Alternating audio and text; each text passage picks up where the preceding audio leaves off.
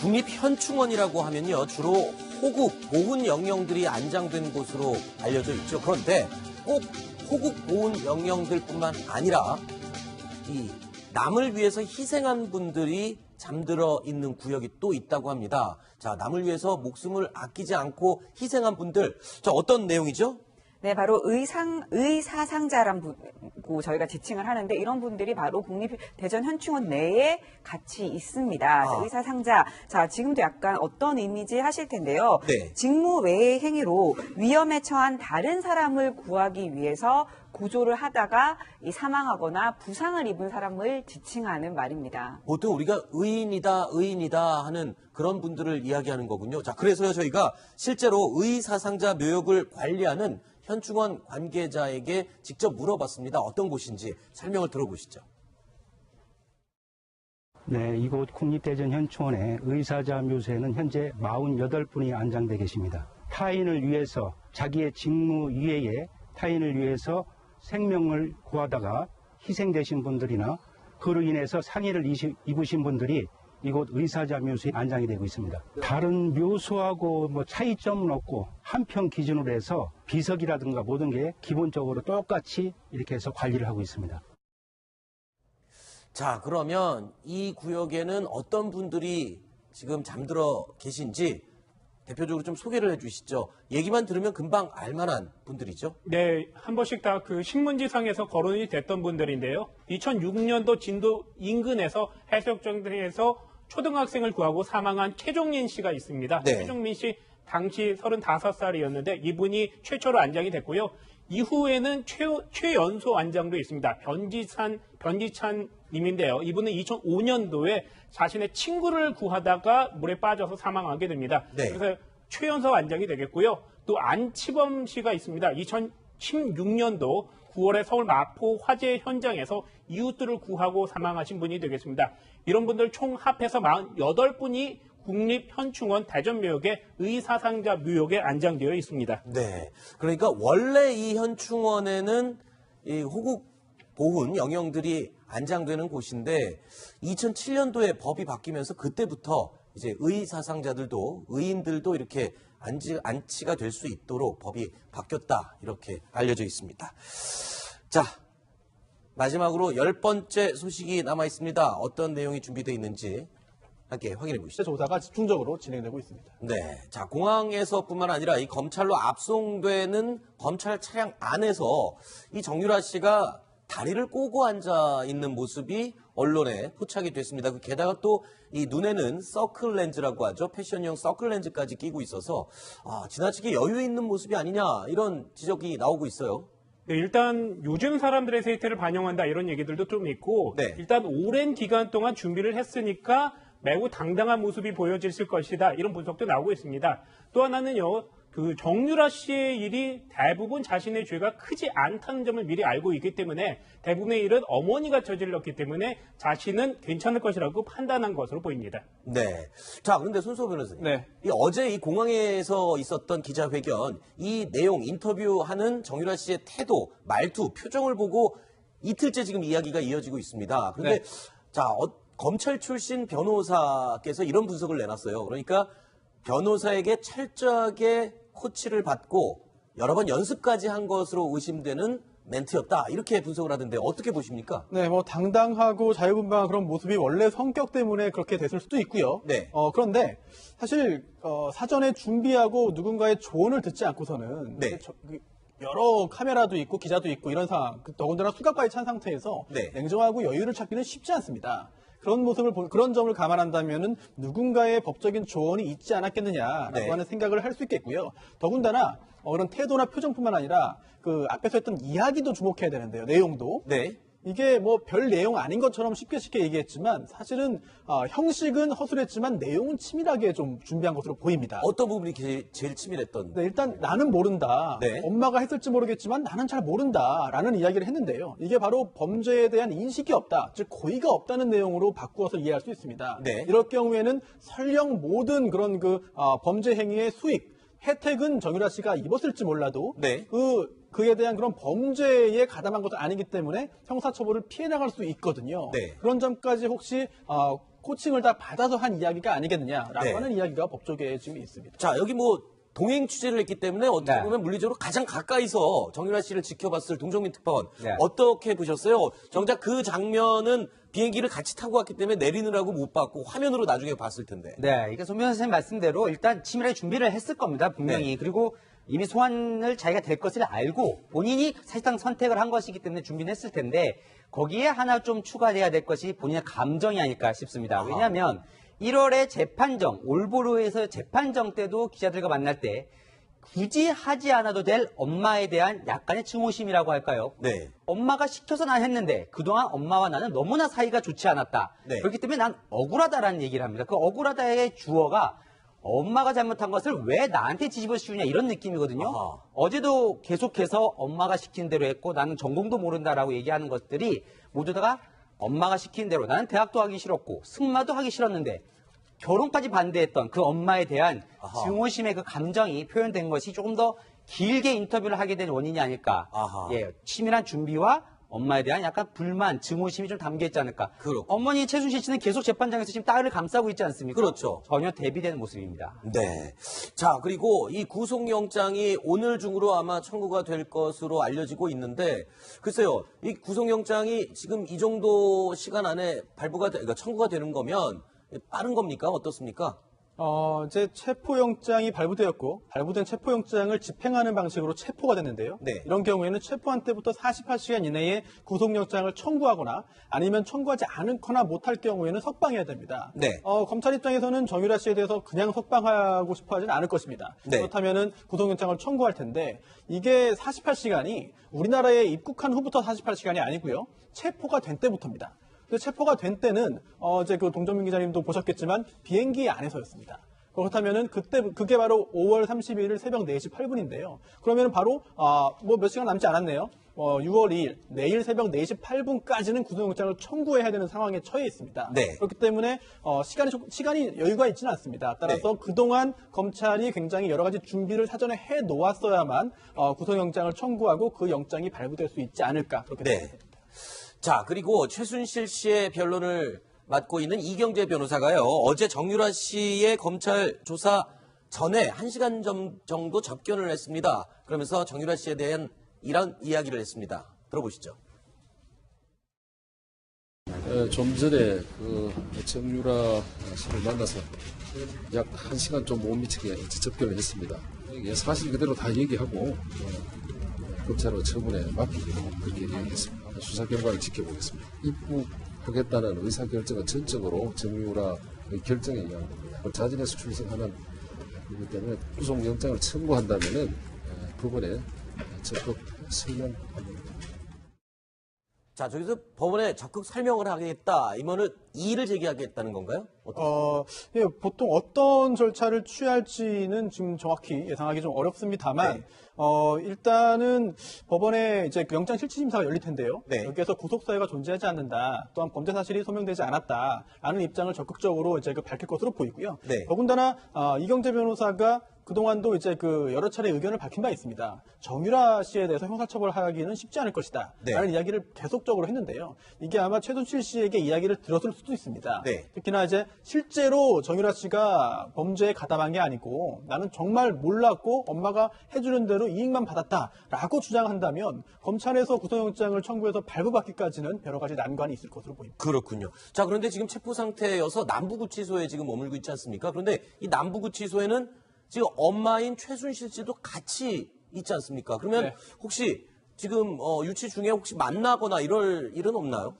철저히 그런 일이 발생하지 않도록 구치소 당국에서 조치를 취할 것인데요. 네. 이게 좀 일이 약간 꼬였습니다. 원래 모녀가 구속됐을 경우에, 체포되고 구속됐을 경우에는 다른 구치소에 수용하는 것이 타당하겠죠. 네. 그런데 시간적으로 제일 처음에 최순실 씨가 이제 구속됐죠. 네. 이게 서울구치소였습니다. 그런데 그 후에 이 정유라 씨, 딸인 정유라 씨를 체포하는데 체포영장 청구서에 엄마가 서울구치소에 있으니까 정유라 씨 딸은 남부구치소에 수용하겠습니다. 네. 라고 해서 영장을 발부받았는데요. 네. 그 다음에 박근혜 전 대통령이 구속됐습니다. 그랬죠. 박근혜 대통령이 서울구치소에 구속되자 그러면 공범관계인 최순실 씨를 서울구치소에서 남부구치소로 이제 옮겼거든요. 그렇죠. 그러다 보니까 이번에 아하. 정유라 씨와 최순실 씨가 모녀 관계입니다만 같은 구치소에 잠시 수용되게 된 것이고요. 네. 하지만 만약에 정유라 씨에 대해서 구속영장을 청구하고 또 발부된다면은 여기에는 또 남부구치소, 서울구치소가 아닌 제3의 구치소를 기재할 가능성이 높아 보입니다. 그렇군요. 자, 그리고요, 조금 전에 제가 미리 말씀을 드렸습니다만, 덴마크에서 서울까지 압송되는 정유라 씨의 모든 과정을 가까이서 동행 취재한 동정민 특파원. 자, 오는 길에 비행기 안에서 여러 가지 목격하고 느끼셨을 텐데, 좀 취재 뒷이야기를 해주시죠. 비행기 안에 화장실이 이 정유라 씨 전용 화장실을 따로 마련을 했었다고요? 그래서 처음에 그 화장실이 그렇게 중요한지 몰랐습니다. 네. 그런데 사실상 생각을 해보면 네. 비행기를 타고 나면 이동할 수 있는 이유는 네. 화장실밖에 없지 않습니까? 그렇죠. 밥도 다 갖다 주고요. 먹을 것도 다 갖다 주기 때문에 네. 그렇기 때문에 이 범죄자를 압송하는 과정에서는 이 화장실이 아주 중요한 건데 네. 이 화장실에 대한 부분은 모든 권한이 기장에게 있습니다. 아하. 그 비행기의 안전은 기장이 책임을 져야 되기 때문에 검찰이 2번을 비행기를 제가 타는 걸 봤는데 그 네덜란드 국적기를 한번 타고요. 네. 대한항공이라고 대한민국 국적기를 타지 않았습니까? 네. 2번 다 검찰이 기장에게 협조 요청을 합니다. 그러면 기장이 질서 유지권을 발동을 하는 형태로 해서 네덜란드 국적기 같은 경우는 아예 노골적으로 기내 방송으로 화장실이 2개가 있는데 앞과 뒤에가 있는데 뒤에 화장실은 쓸 수 없다 이렇게 노골적으로 방송을 했습니다. 네. 그래서 화장실이 2개밖에 없기 때문에 많은 사람들이 앞에 화장실을 늘어서는 그런 모습을 보였는데 줄을 서서 네. 그래서 일부 한국 승객들이 네. 뒤에도 좀 쓰게 해달라 이렇게 네. 요청을 했지만 단호하게 거절을 당했고요. 네. 한국 국적기 같은 경우에는 화장실 문에 사용 불가 수리 필요 이렇게 써 있었는데 네. 수리가 필요한데 정유라 씨만 들어갈 수 있었던 걸로 봐서는 그 역시 정유라 씨만 위한 그런 화장실이 그렇게 중요한 그런 그랬군요. 비행기 안에서는 그런 상황이었습니다. 자, 비행기 안에서 이 노출된 사진을 보니까 수갑을 차고 수건으로 가린 모습을 볼 수 있었는데 오는 내내 한 10시간 가까이 비행을 했지 않습니까? 표정이 어떻든가요? 그러니까요, 이게 네덜란드 국적기를 탈 때만 해도 정유라 씨 표정이 밝았습니다. 네. 그때만 해도 아주 여유롭고 당당한 모습이었는데 실제로 그때까지는 덴마크 수사관들이 옆에서 경호를 하는데 네. 그때는 서로 웃으면서 대화도 나누고 그런 짐도 살짝 들어주는 모습이었고요. 네. 그런데 한국 정유라 송환팀을 만나는 순간부터는 이제 체포 상황이 되기 때문에 네. 뭐 여러 가지 미란다 원칙도 고지를 했을 거고요. 그렇기 때문에 아주 표정이 어두워지고 상당히 긴장한 모습, 10시간 동안 거의 잠을 잘 이룰 수 없었다는 것만 봐도 네. 그때는 상당히 심적인 것이 바뀌었다 이렇게 볼 수 있겠습니다. 영화 같은 거를 보거나 뭐 그런 행동은 안 하던가요? 제가 10시간을 거의 뒤에서 계속 지켜봤는데 네. 살짝 이게 영상물을 이렇게 보기는 하던데 영화까지 볼 여유는 없지요. 그냥 네. 절반 이상은 그냥 꺼진 모니터를 가만히 지켜보고 있었습니다. 자, 우리 대한민국 국적기 대한항공을 탔다면 한국 승객들도 많았을 텐데 정유라 씨를 많이 알아봤을 것 같아요.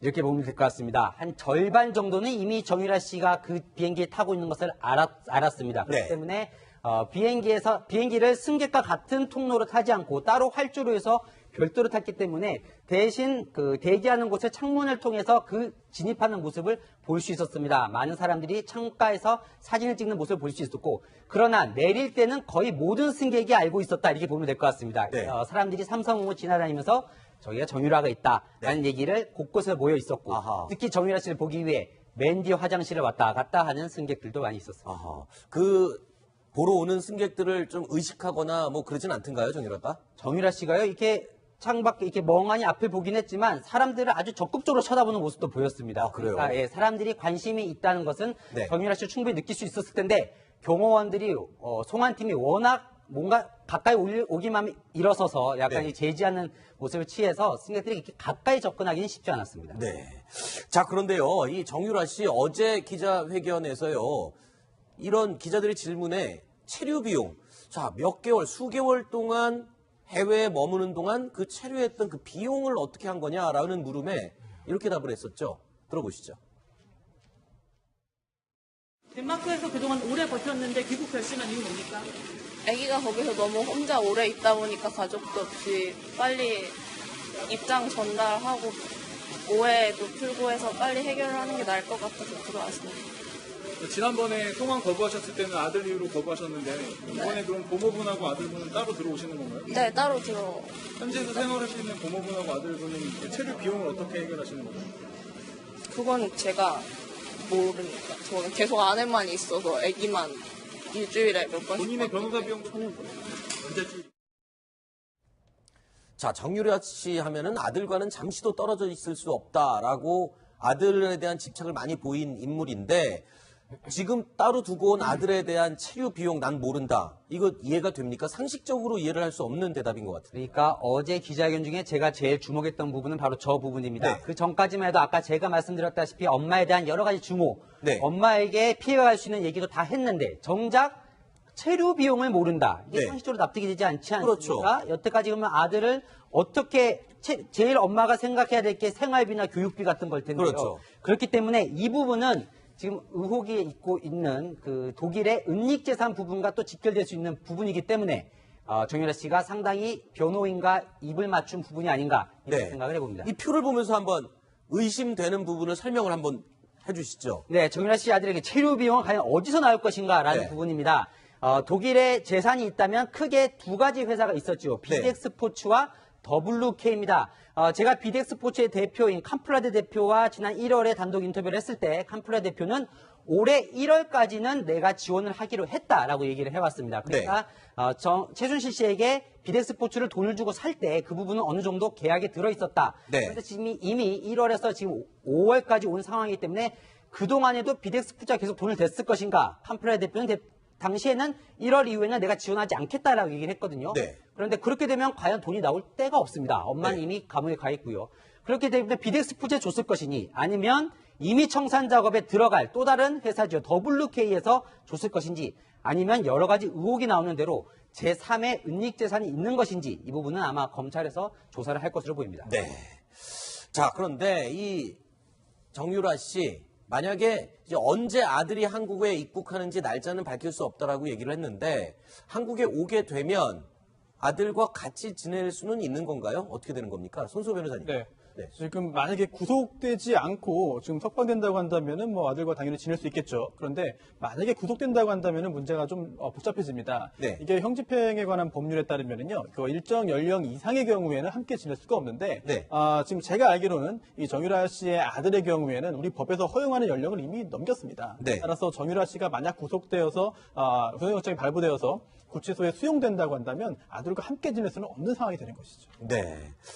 노정민 특파원 마지막으로 이번에 동행 취재하면서 네. 뭐 언론에 보도되지 않았지만 혹시 느낀 점이나 좀 특이하게 기억에 남는 점이 있으면 어떤 게 있는지 좀 소개해 주시죠. 네, 그러니까 정유라 씨 보면 상당히 좀 특이한 부분이 많습니다. 네. 제가 작년 12월부터 계속 정유라 씨를 쭉 취재를 해왔는데 그렇기 때문에 이게 과연 계산된 발언인지 네. 정말 이 좀 럭비공처럼 자신의 감정을 솔직하게 표현한 것인지 정말 엄마의 빗나간 모정 때문에 피해자일 뿐인지 네. 아니면 엄마와 함께 이 공범을 한 것인지에 대해서는 정말 검찰이 진실을 밝혀줬으면 좋겠고 최순실 씨나 정유라 씨도 이제 늦었지만 네. 뭔가 숨기는 게 있다면 다 밝혀져서 이 부분을 국민들의 의혹을 명확히 해소했으면 좋겠습니다. 네. 가장 여러 가지 관심사 중에 이 독일에 있을지 모르는 또는 덴마크에 있을지 모르는 은닉재산 네. 이 부분에 대해서 국민들이 관심이 많습니다. 이 부분도 철저히 좀 밝혀졌으면 하는 바람을 가져봅니다.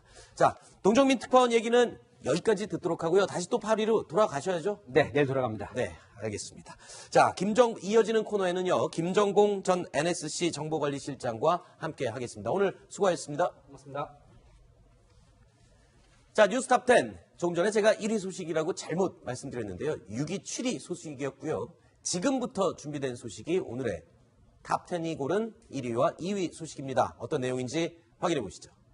엄마가 시킨 대로 나는 대학도 하기 싫었고 승마도 하기 싫었는데 결혼까지 반대했던 그 엄마에 대한 아하. 증오심의 그 감정이 표현된 것이 조금 더 길게 인터뷰를 하게 된 원인이 아닐까. 아하. 예, 치밀한 준비와 엄마에 대한 약간 불만, 증오심이 좀 담겨 있지 않을까. 그렇고. 어머니 최순실 씨는 계속 재판장에서 지금 딸을 감싸고 있지 않습니까? 그렇죠. 전혀 대비되는 모습입니다. 네. 자, 그리고 이 구속영장이 오늘 중으로 아마 청구가 될 것으로 알려지고 있는데, 글쎄요, 이 구속영장이 지금 이 정도 시간 안에 그러니까 청구가 되는 거면 빠른 겁니까? 어떻습니까? 이제 체포영장이 발부되었고 발부된 체포영장을 집행하는 방식으로 체포가 됐는데요. 네. 이런 경우에는 체포한 때부터 48시간 이내에 구속영장을 청구하거나 아니면 청구하지 않거나 못할 경우에는 석방해야 됩니다. 네. 검찰 입장에서는 정유라 씨에 대해서 그냥 석방하고 싶어 하지는 않을 것입니다. 네. 그렇다면은 구속영장을 청구할 텐데 이게 48시간이 우리나라에 입국한 후부터 48시간이 아니고요. 체포가 된 때부터입니다. 그 체포가 된 때는 이제 그 동정민 기자님도 보셨겠지만 비행기 안에서였습니다.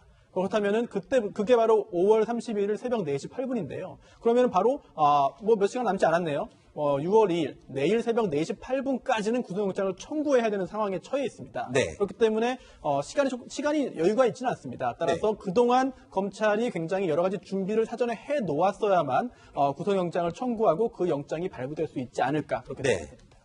자, 그리고 있는 모습이 언론에 포착이 됐습니다. 게다가 또 이 눈에는 서클 렌즈라고 하죠. 패션용 서클 렌즈까지 끼고 있어서 지나치게 여유 있는 모습이 아니냐 이런 지적이 나오고 있어요. 네, 일단 요즘 사람들의 세태를 반영한다 이런 얘기들도 좀 있고 네. 일단 오랜 기간 동안 준비를 했으니까 매우 당당한 모습이 보여질 것이다 이런 분석도 나오고 있습니다. 또 하나는요. 그 정유라 씨의 일이 대부분 자신의 죄가 크지 않다는 점을 미리 알고 있기 때문에 대부분의 일은 어머니가 저질렀기 때문에 자신은 괜찮을 것이라고 판단한 것으로 보입니다. 네. 자, 그런데 손수호 변호사님. 네. 어제 이 공항에서 있었던 기자회견, 이 내용, 인터뷰하는 정유라 씨의 태도, 말투, 표정을 보고 이틀째 지금 이야기가 이어지고 있습니다. 그런데 네.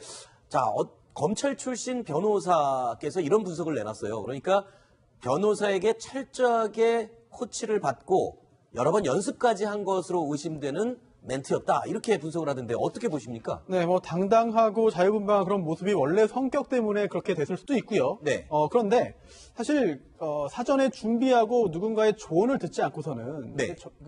여러 카메라도 있고 기자도 있고 이런 상황, 더군다나 수갑까지 찬 상태에서 네. 냉정하고 여유를 찾기는 쉽지 않습니다. 그런 점을 감안한다면은 누군가의 법적인 조언이 있지 않았겠느냐라고 네. 하는 생각을 할 수 있겠고요. 더군다나 그런 태도나 표정뿐만 아니라 그 앞에서 했던 이야기도 주목해야 되는데요. 내용도. 네. 이게 뭐 별 내용 아닌 것처럼 쉽게 얘기했지만 사실은 형식은 허술했지만 내용은 치밀하게 좀 준비한 것으로 보입니다. 어떤 부분이 제일 치밀했던? 네, 일단 나는 모른다. 네. 엄마가 했을지 모르겠지만 나는 잘 모른다라는 이야기를 했는데요. 이게 바로 범죄에 대한 인식이 없다. 즉 고의가 없다는 내용으로 바꾸어서 이해할 수 있습니다. 네. 이럴 경우에는 설령 모든 그런 범죄 행위의 수익, 혜택은 정유라 씨가 입었을지 몰라도 네. 그에 대한 그런 범죄에 가담한 것도 아니기 때문에 형사처벌을 피해 나갈 수 있거든요. 네. 그런 점까지 혹시 코칭을 다 받아서 한 이야기가 아니겠느냐라고 네. 하는 이야기가 법조계에 지금 있습니다. 자, 여기 뭐 동행 취재를 했기 때문에 어떻게 네. 보면 물리적으로 가장 가까이서 정유라 씨를 지켜봤을 동정민 특파원 네. 어떻게 보셨어요? 정작 그 장면은 비행기를 같이 타고 왔기 때문에 내리느라고 못 봤고 화면으로 나중에 봤을 텐데. 네, 이게 손 변호사님 말씀대로 일단 치밀하게 준비를 했을 겁니다, 분명히. 네. 그리고 이미 소환을 자기가 될 것을 알고 본인이 사실상 선택을 한 것이기 때문에 준비는 했을 텐데 거기에 하나 좀 추가돼야 될 것이 본인의 감정이 아닐까 싶습니다. 왜냐하면 1월에 재판정, 올보로에서 재판정 때도 기자들과 만날 때 굳이 하지 않아도 될 엄마에 대한 약간의 증오심이라고 할까요? 네. 엄마가 시켜서 난 했는데 그동안 엄마와 나는 너무나 사이가 좋지 않았다. 네. 그렇기 때문에 난 억울하다라는 얘기를 합니다. 그 억울하다의 주어가 엄마가 잘못한 것을 왜 나한테 뒤집어 씌우냐 이런 느낌이거든요. 아하. 어제도 계속해서 엄마가 시킨 대로 했고 나는 전공도 모른다라고 얘기하는 것들이 모두 다가 자, 국립현충원이라고 하면요. 주로 호국, 보훈 영령들이 안장된 곳으로 알려져 있죠. 그런데 꼭 호국, 보훈 영령들뿐만 아니라 이 남을 위해서 희생한 분들이 잠들어 있는 구역이 또 있다고 합니다. 자, 남을 위해서 목숨을 아끼지 않고 희생한 분들, 저 어떤 내용이죠? 네, 바로 의사상자라고 저희가 지칭을 하는데 이런 분들이 바로 국립대전현충원 내에 같이 있습니다. 자, 의사상자. 자, 지금도 약간 어떤 이미지 하실 텐데요. 네. 직무 외의 행위로 위험에 처한 다른 사람을 구하기 위해서 구조를 하다가 사망하거나 부상을 입은 사람을 지칭하는 말입니다. 보통 우리가 의인이다 하는 그런 분들을 이야기하는 거군요. 자, 그래서요, 저희가 실제로 의사상자 묘역을 관리하는 현충원 관계자에게 직접 물어봤습니다. 어떤 곳인지 설명을 들어보시죠. 네, 이곳 국립대전 현충원의 의사자 묘소에는 현재 48분이 안장돼 계십니다. 타인을 위해서 자기의 직무 이외에 타인을 위해서 생명을 구하다가 희생되신 분들이나 그로 인해서 상해를 입으신 분들이 이곳 의사자 묘소에 안장이 되고 있습니다. 다른 묘소하고 뭐 차이점은 없고 한평 기준으로 해서 비석이라든가 모든 게 기본적으로 똑같이 이렇게 해서 관리를 하고 있습니다.